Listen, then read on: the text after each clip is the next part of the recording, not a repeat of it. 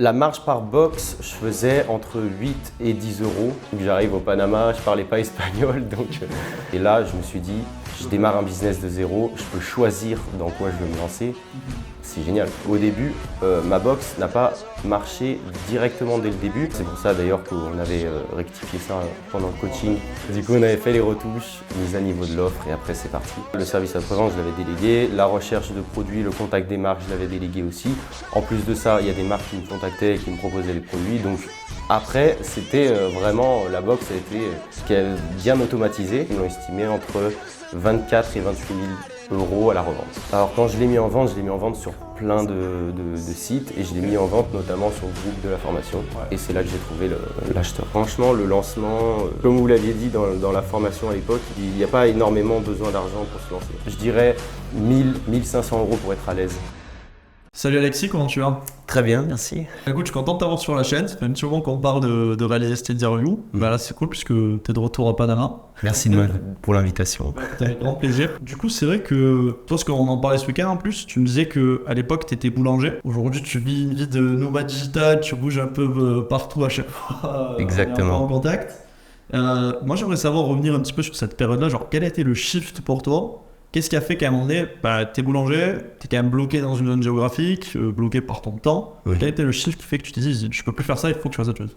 Alors, le shift, il a été quand j'ai commencé à voyager. J'étais boulanger pâtissier pendant environ 5 ans. Okay. J'ai bossé en France, après je suis parti en Suisse et après je suis parti voyager, j'ai fait l'Australie. Et c'est là que j'ai réalisé que le voyage, c'était vraiment une grosse partie de ma vie. Enfin, j'en avais besoin en tout cas. Okay. C'est là que j'ai décidé de me réorienter et je suis parti en e-commerce. Je n'ai pas commencé tout de suite par les box. Okay. J'ai commencé par le dropshipping. Mais voilà, il me fallait un moyen de gagner ma vie depuis un ordinateur. D'accord, ok. Donc ouais, c'est vraiment le fait que tu as fait un premier voyage. Et en fait, je te dis, ok, en fait, c'est ça qu'il me faut. Il faut que je trouve un moyen d'aller. Exactement. Je comprends. Justement, on va parler de l'aventure box. Ouais. Dans quel contexte tu te dis, ok, j'ai envie d'aller dans les box? Alors, de base, je faisais du dropshipping, comme je disais, et il y a eu une époque où il y avait un peu cette mode, tout le monde parlait de brand. Donc, pour ceux qui ne savent pas ce que c'est une marque. Voilà, création de marque, c'était un peu la mode tout le monde parlait de création de marque, et je me suis un peu fait embarquer là-dedans. Et j'ai un collègue e-commerçant qui me parle du business de box par abonnement. Okay. Il me dit, j'ai vu une chaîne YouTube, donc c'était la vôtre, les co-founders. Et du coup, j'ai regardé, je me suis dit, c'est bon, c'est ça que je veux faire. Enfin, okay. C'était un bon moyen, déjà la récurrence des abonnements, ça m'a beaucoup plu, okay. L'idée. Et créer ma propre marque, tout ça. C'était même pas partir sur un produit qui était white label de base. Là, c'était vraiment création de zéro. Ouais. Donc, c'est ça vraiment qui m'a... Je me suis dit, c'est bon, je prends ça et je pars sur ça. Ok, super. On va en parler, mais donc toi, plus tard, t'as revendu ta box. On va en parler plus tard. Mais d'abord, j'aimerais revenir un petit peu sur les résultats que tu as eu avec ta box. Quels ont été les résultats qu'il y avait avec ta box, peut-être au premier mois et ton mois le plus fort? Ça fait... Ouais. Alors, le premier mois, j'ai fait un petit peu plus de 100 abonnés. Ok. Tu la vendais combien? Je la vendais avec les frais de livraison 44,90, 45 euros. Ok. Donc, voilà. Un petit 5,4 CA sur le premier mois. Voilà, à savoir que c'était une box bimestrielle. Donc, j'envoyais tous les 2 mois mes clients. J'ai fait ce choix de bimestriel parce que j'ai pas jugé utile. Donc, j'étais dans la niche des sports motorisés. Okay. J'ai pas plus particulièrement la moto, voilà, pour être plus précis.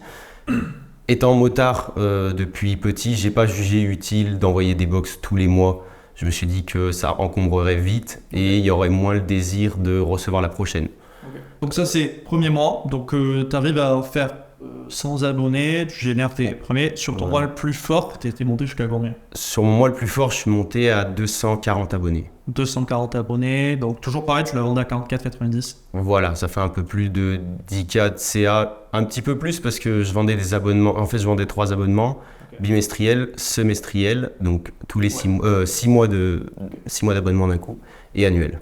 Ok. Donc il y en a qui prenaient aussi des plus gros abonnements. C'est de la performance. Combien de temps entre finalement ce premier mois et ton mois le plus fort? Je dirais environ 6 mois. T'as mis 6 mois, ok, Voilà. pour quasiment plus de... Enfin, t'as fait fois 2,5 ta croissance en 6 mois, ok, c'est de belles performances. Je sais qu'une question qu'on se pose pas mal dans les box, c'est au niveau de la marge. Pas mal de personnes qui, des fois, ont du mal un petit peu à se repérer, ou certaines personnes pensent qu'on fait peu de marge. Toi, la marge, ça représentait combien là, sur ton tiers? Alors, la marge par box, je faisais entre 8 et 10 euros. D'accord. À savoir que dans ma niche, les produits, je m'en suis rendu compte que les produits étaient chers en moyenne. Ok. Pas mal de produits qui étaient chers. Ok. Donc, la marge était variable, mais entre 8 et 10 euros de marge par box. D'accord.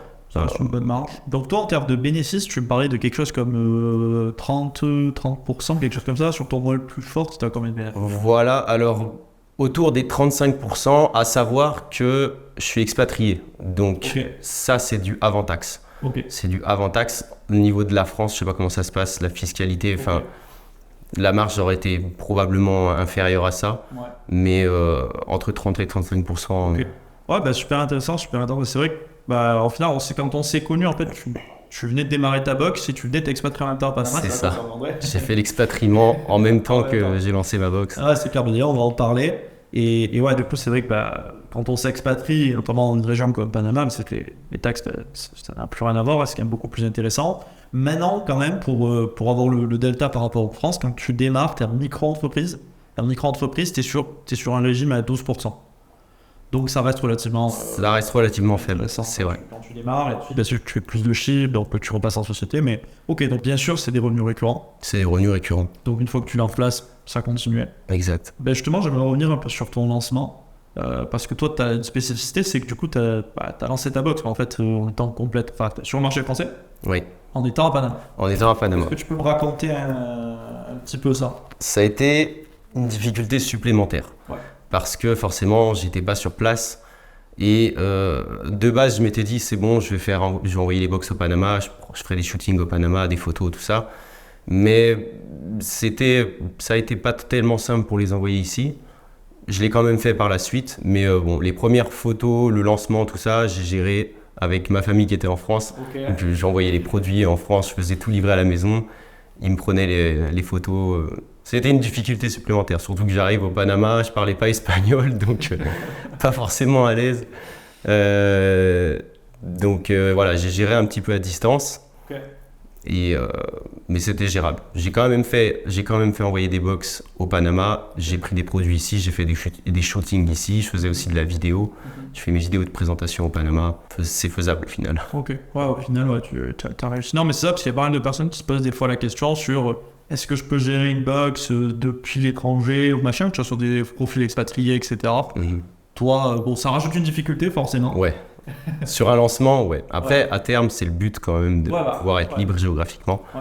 Sur un lancement, surtout que c'était ma première box, c'est pas... Enfin, ça rend pas les choses faciles. Ouais, ça rajoute une difficulté, mais finalement faisable. Exact. Ok, donc ça, c'est vrai que c'était au lancement. Une fois le lancement passé, est-ce que cette difficulté, tu l'as retrouvée ou au final, tu pouvais gérer assez facilement Une fois que le lancement est passé, c'était plus simple à gérer parce que ma logistique était en place et aussi parce que la majorité du contenu, c'est plus moi qui la faisais parce qu'en fait, je passais par des influenceurs. Donc au début, canaux d'acquisition, c'était c'était des influenceurs que j'ai contactés. Je leur envoyais des box et c'est eux qui me faisaient les vidéos. Moi, je récupérais. Alors moi, je me mettais bien d'accord avec eux que je pouvais réutiliser le contenu. Ils me disaient OK. Et je faisais mes montages vidéo de mon côté. Okay. Et j'avais plus vraiment à faire des shootings photos comme au début. Donc bien plus facile à gérer après. Donc ouais, c'est vraiment au lancement parce que tu étais déjà sur le marché que c'est compliqué de prendre tes photos machin. Et une fois que c'était en place, après ça tournait. Exact. Parce que de toute façon, oui, bien sûr, on peut la gérer depuis où on veut, on en parlait tout à l'heure. J'aimerais bien revenir sur du coup la niche. Oui. Tu as décidé de te lancer dans les motos. Pourquoi les motos? Les motos parce que je suis passionné de tout ce qui est sport mécanique. Okay. Donc tout ce qui est un moteur, clairement, depuis que je suis petit. Okay. Et les motos, je suis toujours motard et j'avais pas mal de connaissances sur le sujet, j'étais à l'aise, je savais ce qu'un motard aurait besoin ou non, ce qui ferait plaisir, donc ça me paraissait évident au début de me lancer là-dessus. D'accord. D'ailleurs, une question que je me pose, c'est est-ce que cette niche-là, tu l'as eue parce que toi, tu as rejoint la formation, on va en parler. Oui. Est-ce que cette niche, tu l'avais avant de rejoindre la formation? Tu l'as eu pendant la formation? Comment c'était? Non, vraiment avant, comme je disais, j'étais en dropshipping, donc dropshipping classique. Ok. Donc les produits, c'était des produits qui étaient déjà créés par des fournisseurs à l'étranger, en Chine, voilà, principalement. Donc c'est pas vraiment, ça aurait été compliqué de me lancer dans cette niche. Et là, je me suis dit, je démarre un business de zéro, je peux choisir dans quoi je veux me lancer. C'est génial. Je me suis dit directement go sur la moto. Ok. Ouais. Ouais, bah c'est vrai que c'est ça dans les box, c'est qu'en fait, tu peux prendre une niche qui t'intéresse et de from scratch, commencer à. La bulle, ouais, c'est ça. Ah, c'est génial. Donc, on va parler. Tu as rejoint la formation. Ouais. Ça fait déjà un petit moment. J'aimerais que tu me parles de quelle a été ta motivation à la rejoindre. Pourquoi tu t'es dit, bah tiens, je vais acheter leur formation plutôt que de te lancer seul? Et ben en fait, de base, donc moi j'avais pas mal déjà épié la chaîne YouTube, donc j'avais vu toutes les vidéos. Je trouvais intéressant tout ce que j'ai pu apprendre sur YouTube gratuitement. Je me suis dit, je vais rejoindre la formation et partir là-dessus. Enfin, clairement, le contenu me plaisait. J'hésite pas énormément. Enfin, je veux dire, quand je dois prendre une décision, je la prends assez rapidement et je vais dessus. Parce que si je réfléchis trop longtemps, si je pèse le pour et le contre, je sais que je vais jamais le faire. Ok. Je procrastine et je me suis dit, allez go, je me lance. Ok. Je prends la format. J'avais pris aussi à l'époque, je sais pas si c'est toujours d'actualité, mais j'avais pris aussi l'accompagnement. Oui, toi, tu avais coaching. pris la format avec les coachs. Je me suis dit, je prends le full pack, au moins, j'ai pas d'excuses. Si ça marche pas, c'est de ma faute, quoi. Ok, je vois. D'accord. Et toi, depuis ta réflexion dans le fait de prendre une formation, que ça t'aide finalement, d'après ce que je comprends, c'est que ça t'aide de dire, ok, là, j'y vais. Exactement. C'est ça. Tu payes le prix de la formation, tu as investi dans le business, tu n'as plus le choix, t'as plus de... Ok. Pour moi, c'est comme ça. Ok. J'ai investi, je peux pas faire marche arrière. Après, il faut dire que vu que je venais du dropshipping, j'avais déjà acheté des formations avant, donc j'avais déjà compris le fait que tu peux pas te former enfin, tu peux pas créer un business si t'es pas formé, quoi. Donc j'avais acheté des formations en e-commerce, dropshipping. Là, ça me paraissait évident d'en prendre une pour les box. Ok. Donc finalement, tu suis la formation, tu commences à créer finalement toute ta box. J'aimerais revenir sur une question qu'on se pose pas mal aussi, c'est ton budget. Quel était le budget que tu as investi de base au lancement? Alors, le budget, ok, ouais. Je m'étais fixé 5 000 € pour me lancer, Ok, que j'ai pas utilisé au final. d'accord. Franchement, le lancement, comme vous l'aviez dit dans la formation à l'époque, il suffit pas de... Enfin, il n'y a pas énormément besoin d'argent pour se lancer. Ça va être l'achat des box, je dirais 1 500 € pour être à l'aise. Voilà, maximum. L'achat des box, l'achat des produits. Peut-être s'il y en a qui veulent prendre des monteurs vidéo pour le début, je sais pas. Mais autour des 1 000 € pour le lancement, c'est suffisant. Ok, toi tu es à 5 000 €, de toute façon, ouais, c'est ça, c'est ce qu'on dit nous dans la format. Moi, Ouais. accompagne pas mal de personnes et c'est cette somme qui revient à chaque fois, quand sur tous les pubs. Ok, donc tu files la format, tu injectes de base de ces 1 000 € pour pouvoir démarrer. Ouais. Tu commences à obtenir tes premiers clients. Question, du coup, quels étaient un peu tes canaux d'acquisition? Comment tu faisais pour tout simplement acquérir du client? Alors, au début, j'ai commencé avec les influenceurs. Ok. Influenceurs, j'envoyais les box, ils me faisaient des vidéos YouTube. Ok. Donc, vidéos YouTube, stories sur Instagram. Ça n'a pas été, honnêtement, ça n'a pas super bien fonctionné. Surtout qu'au début, ma box n'a pas marché directement dès le début parce que j'ai dû faire des ajustements. Mon site, il n'était pas bien optimisé, il y avait trop d'informations sur le site, pas assez épuré. L'offre convertissait pas, c'est pour ça d'ailleurs qu'on avait rectifié ça pendant le coaching. Et tu m'avais dit, oula, mais il y a trop de trucs là, il faut que tu simplifies. Du coup, on avait fait les retouches, mise à niveau de l'offre et après c'est parti. J'étais break-even avec les influenceurs. Par contre, ça m'a permis d'avoir du contenu vidéo. Ouais. Et ça, en fait, j'avais du contenu vidéo et il y avait la tête des influenceurs dessus. Et après, je suis parti sur du Facebook Ads et en fait, ça m'a permis, avec l'accord des influenceurs, de réutiliser les vidéos que j'avais fait avec eux et d'utiliser un petit peu leur image, d'avoir leur notoriété pour faire mes montages vidéo. Les clients voyaient la tête des influenceurs au début. Ensuite, je parlais de la box, de l'offre. Ça crée de la confiance. Ça crée de la confiance et ils se disent, ok, eux, ils bossent avec eux, avec cet influenceur, donc c'est que ça aide. Ça m'a pas mal aidé. D'accord. Mais voilà, la majeure partie, ce qui m'a été le plus rentable, ça a été Facebook Ads. Okay. Après, je pense pas que ça aurait été aussi rentable si j'avais pas eu justement l'appui des influenceurs. Donc, tu t'es appuyé d'abord sur les influenceurs avec en fait, sur de créer de la confiance et d'obtenir leur contenu. Une fois que tu as mis ça, tu as mis sur Facebook Ads et là c'est parti. Oui, exactement. Ok, propre. Tu te lances avec ça, donc tu me disais dès le départ, tu obtiens finalement assez rapidement, une fois que tu remodifies l'offre, parce qu'effectivement ça rend mieux pour le coaching, tu obtiens tes 100 premiers abonnés. Ouais. Okay. C'est parti rapidement. Et en combien de temps, du coup, tu me disais que tu as réussi à atteindre ton pic, donc toi ton pic tu l'as fait à 240 abonnés. Voilà, oui. Ça a mis combien de temps sur cette période-là? Alors en fait, j'ai eu ma centaine d'abonnés dès le début. Et après, il y a eu un ralentissement dans ma croissance parce qu'il y a eu un problème que je pouvais rien y faire à ça, qui est survenu. C'est que en fait, il y a une box concurrente qui a disparu subitement du jour au lendemain et qui a laissé un petit peu ses clients à l'abandon. Le truc, c'est que c'était une box qui était similaire à la mienne, dans la même niche que moi. Et les clients de cette box avaient tendance à confondre un peu les deux. Du coup, j'ai eu pas mal de messages des clients qui disaient « On n'a pas reçu nos box, comment ça se fait ?» Tout ça, moi je comprenais pas. Et du coup, je leur ai demandé « Est-ce que vous pouvez m'envoyer le lien du site sur lequel vous avez acheté votre box ?» Et quand ils le faisaient, je voyais bien que le site correspondait pas au mien. Donc, ça m'a pas énormément aidé, surtout qu'il y a des clients qui mettaient des commentaires négatifs sur mes pubs Facebook, qui les reportaient, donc j'avais des blocages sur les pubs Facebook de temps en temps à cause de ça. Et du coup, ma croissance a ralenti à ce moment-là. Après, je pouvais rien y faire dans le fond. J'allais pas rester les bras croisés, c'était ma box, fallait que je défende mon business, quoi. Comment t'as réagi? Comment j'ai réagi? Juste pour reprendre un peu, pour bien réexpliquer, donc en fait, il y a une box concurrente à la tienne. Exact. Du jour au lendemain, n'a plus livré ses clients.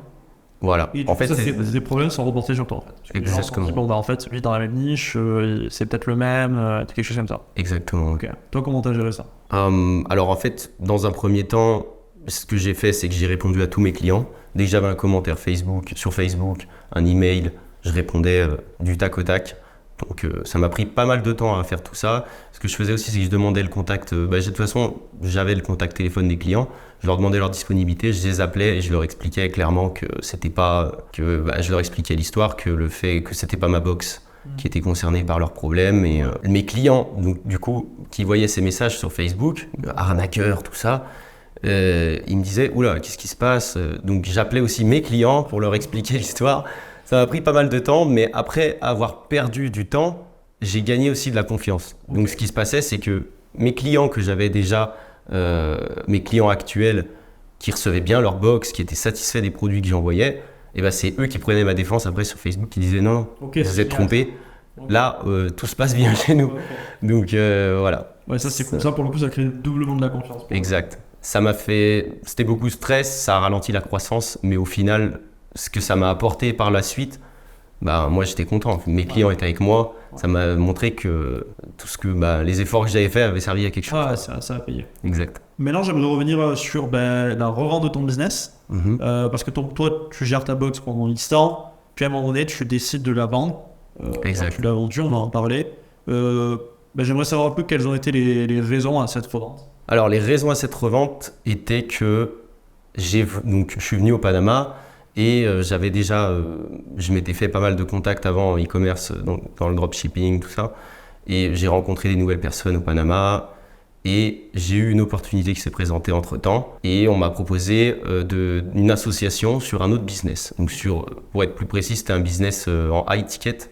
Donc high ticket, c'est des produits d'une valeur, pour moi je dirais, c'est des produits d'une valeur supérieure à 1 000 €. Donc des produits qui se vendent assez cher. C'était pas de l'abonnement ou quoi que ce soit, c'était e-commerce dropshipping, mais pas de dropshipping classique, c'était dropshipping avec des grosses marques. Donc pour moi, c'était une très bonne opportunité. Je me suis dit, ok, on va être partenaire, revendeur officiel avec des grosses marques, tout ça. C'était déjà un niveau pour moi qui était élevé, mais il y avait opportunité d'association. Donc je me suis dit, go, je vais là-dessus aussi. Et j'ai commencé à jouer un petit peu sur les deux tableaux. Et je me suis rendu compte que je pouvais pas être à 100% sur les deux. Mes associés, c'était pas juste que je travaille moins qu'eux. Donc je me suis dit, ok, je vais revendre la box et voilà. Moi, je suis dans une optique d'essayer plein de trucs. Okay. Et on est entrepreneur et pour moi, ce qui compte, voilà, c'est d'essayer plein de trucs, trouver un truc qui nous plaît vraiment et voilà. Ok. De toute façon, tu me disais que vis-à-vis de tes associés, il y a aussi cette histoire-là que du coup, il fallait que tu sois à 100%. Exactement. Tu as un choix à faire, tu as cette opportunité-là. Voilà. C'est avec ça que tu décides de vendre ta box. C'est exactement ça. Ouais. Ok, je comprends. Donc, du coup, on va parler un peu de cette revente parce que c'est un sujet qui arrive souvent dans les box. Donc, toi, c'est ta première revente de business, tu me disais? c'était ma première revente de business. Ce que j'avais avant, c'était des business plus éphémères. Là, Ok. C'est vrai que c'est un avantage des box, c'est que revenu récurrent, c'est une marque, et donc c'est typiquement des business qui se vendent. Donc, enfin, on en voit plein. T'en fais partie des personnes qui ont revendu leur business. Donc, est-ce que tu peux nous parler de ce processus-là, peut-être en 2 temps? Donc, comment tu as fait pour évaluer ta box? Parce que toi, il y a un truc un peu spécifique à ce niveau-là. Oui. Et ensuite, du coup, est-ce que tu peux nous parler de la revente? Comment ça s'est passé? Bien sûr. Donc, pour l'évaluation, j'avais fait appel donc, à un site, un revendeur de business. C'était le site dotmarket.eu. Okay. Je les ai contactés eux. Ils avaient beaucoup de business avant, donc ils vendaient des marques e-commerce classiques. Ils vendaient des box par abonnement et ils faisaient des estimations. Donc, ils ont mis un expert, ils me l'ont estimé. En fonction des revenus qu'elle apportait, tout ça, de l'historique que j'avais, ils me l'ont estimé entre 24 et 28 000 euros à la revente. Ok. C'est une box que j'ai revendue bien moins cher que ça parce que j'étais dans l'urgence en fait. Ouais. J'avais 2 choix. Je me suis dit, c'est soit la box, je la mets en pause, mais tu peux pas vraiment la mettre en pause, à moins de perdre tous tes clients, rembourser, voilà, tu perds carrément tout, tu perds l'élan que tu as créé, soit je la revendais. Et il fallait que je me mette, enfin ils avaient vraiment besoin de moi sur l'autre projet, donc je me suis dit je vais la vendre rapidement, je la brade un petit peu et puis ok. Je comprends la réflexion. Tu l'as vendu du coup combien au total? Au total, si je me souviens bien, je l'ai vendu 12 000 euros. 12 000. Ok, ouais, super. Ouais, pour une box qui avait 6-8 mois à ce moment-là. Voilà. Ok. 8 mois. 8 mois. Ok. Bon, ça reste une belle plus-value. Comment ça s'est passé? Comment t'as fait pour trouver l'acheteur? Comment ça s'est passé? Est-ce que du coup, tu vends ta box, mais à qui tu l'as vendu en fait? Comment ça s'est passé? Alors, quand je l'ai mis en vente sur plein de sites et je l'ai mis en vente notamment sur le groupe de la formation. Ok. Ouais. Et c'est là que j'ai trouvé l'acheteur. Tu sais, quand on commence à devenir une plateforme d'achat-vente de box. Ouais, le groupe il se transforme. Ok, d'accord, donc en fait tu mets un message sur le groupe? Ouais, exactement, je mets un message sur le groupe et j'ai eu plusieurs personnes qui m'ont contacté et il y a une personne qui a décidé de se lancer. Ok. Et c'est comme ça que j'ai vendu la box. D'accord, ok. Super intéressant. T'as eu plusieurs offres ou c'était vraiment une qui se déterminait? Comment ça s'est... J'ai eu plusieurs offres, ouais. Okay. J'ai eu plusieurs personnes qui étaient sérieusement intéressées. Et après, il y a des personnes, j'avais un moyen feeling avec eux dès le début. Ils n'étaient pas vraiment dans la moto, tout ça. Okay. Donc, la personne à qui j'ai vendu, ça s'est bien passé au niveau de la communication dès le début. Donc on est parti là-dessus. Je comptais pas la vendre si peu cher, honnêtement. Je comptais la vendre un petit peu plus cher. Après, le gars que j'avais en face, il était cool. Il avait un budget assez restreint. J'ai fait un effort. Okay. J'ai fait un effort et ça fait plaisir à tout le monde. Et puis voilà, je me suis dit au moins je donne la box à quelqu'un qui va la continuer de la faire vivre. Okay. C'est ce que je voulais voir aussi. Ok. Donc ouais, ça te permet d'encaisser du cash, partir sur ton opportunité suivante. Je comprends. Ouais. Est-ce que tu peux me dire un petit peu, finalement, toi, qu'est-ce que tu tires de cette expérience? Qu'est-ce que ça t'a apporté? Et peut-être sur autre chose que de l'argent. Bon, il y a eu de l'argent, mais en termes de compétences, qu'est-ce que tu as pu apprendre de cette expérience? Alors, j'ai appris pas mal de choses déjà sur tout ce qui est création de marque. Parce qu'avant, c'était plus du one-shot. Donc, je vendais des produits, mais ça se vend rapidement, ça s'essouffle, tu passes à autre chose. Tu n'as pas vraiment le temps d'optimiser. Là, clairement, déjà, ce qui m'a vraiment plu, c'est que j'ai créé, c'était ma création à 100%. Tout ce qu'il y avait dans la box, le design, tout, ça venait de moi. Tout ce qui se vendait aux clients, juste le fait de me dire, il y a des gens qui achètent un truc que c'est moi qui ai créé de zéro, c'est déjà, tu as une certaine fierté. Tu prends de la confiance au niveau du business. Donc, ça m'a apporté ça dans un premier temps. Et ensuite, tout le travail qu'il y a en amont, donc l'optimisation du site. Après, tu étais beaucoup plus à l'aise, tu crées des nouveaux sites. Là, clairement, quand je relance, si je dois relancer une box sous peu, je peux le faire vraiment en un tiers du temps que ça m'a pris au début, parce que je suis beaucoup plus à l'aise avec toute la plateforme Subli, le fonctionnement des abonnements. J'ai aussi maintenant les contacts, donc des freelances, tout ça, donc ça va beaucoup plus vite. Ça m'a apporté ça. Sur la partie abonnement aussi, qu'est-ce que tu as... Puisque c'était pas un modèle que tu connaissais. Voilà, donc là, ouais, ça m'a clairement... sur la partie abonnement, je connaissais pas comment ça fonctionnait, le processus. Maintenant, je vois que c'est assez simple à mettre en place au final. Et c'est un truc surtout qui va me servir par la suite si je veux vendre parce que avec l'abonnement, du coup, je me suis rendu compte que tu vends pas seulement que des produits, tu peux vendre aussi des services, tu peux vendre des produits digitaux. Dès que tu sais mettre ce truc d'abonnement en place, tu vends tout ce que tu veux. Et ça, pour la suite, ça me sert beaucoup. Ça m'a aussi fait découvrir le vrai business, dans le sens où prise de contact avec les marques. Donc moi, ce que j'avais fait aussi pour la prise de contact avec les marques, je faisais pas seulement de l'emailing, parce que le problème aussi, c'est qu'en fait, il y avait eu l'histoire de la box qui a disparu, et au niveau des marques, eux aussi avaient eu des problèmes avec cette box, donc les marques avaient été un petit peu plus réticents à travailler avec moi. Mais je me suis dit, c'est pas pour autant que je vais baisser les bras, je vais leur montrer que c'est pas la même enseigne. Donc j'avais imprimé des flyers, tout ça, et donc dans un premier temps, je les démarchais par email. Et il y avait aussi des salons, des fois, salon de la moto, salon de l'automobile. Et je savais que ces marques seraient là-bas. Okay. Donc ce que j'ai fait, c'est que je démarchais tout le monde par email. Et ensuite, je me rendais au salon avec des flyers. Salut, je suis Alexis, le gars de cette box. Je vous ai contacté par email. Et je viens me présenter à vous. Voilà, j'aimerais travailler avec vous. Donc ouais, le fait d'avoir échangé, le fait d'avoir rencontré les représentants des marques, tout ça, ils ont mis un visage sur l'email qu'ils leur avaient écrit. J'ai gagné leur confiance. Donc après, c'est carrément eux qui me contactaient. Hey, salut Alex, on a ces produits-là qui viennent d'arriver. Ça peut être intéressant de les proposer dans ta prochaine box. Et j'avais... Ce côté contact, confiance qui s'est mis en place. Exact. Tu as développé ces compétences-là que tu n'avais peut-être pas auparavant, parce qu'il n'y avait pas besoin de le faire. Exact. C'était un autre process. Là, c'est ce process-là. Et c'est vraiment le fait finalement d'avoir... d'avoir géré finalement un truc dans sa globalité en fait. Voilà. C'est ça qui t'a apporté. Ça allège en fait la charge de travail, parce que après, au bout d'un certain moment, j'avais délégué aussi toutes les petites, tous les travaux qu'il y avait autour de la box qui étaient répétitifs, qui me faisaient perdre du temps, et comme le service après-vente. Le service après-vente, je l'avais délégué. La recherche de produits, le contact des marques, je l'avais délégué aussi. En plus de ça, il y a des marques qui me contactaient et qui me proposaient des produits. Donc après, c'était vraiment, la box a été bien automatisée. Moi, elle était bien automatisée et je passais beaucoup moins de temps dessus en fait. D'accord. Ok, top. Merci pour ton partage d'expérience à ce niveau-là. Et nous, on aime bien généralement terminer les interviews, puisqu'on arrive à son terme.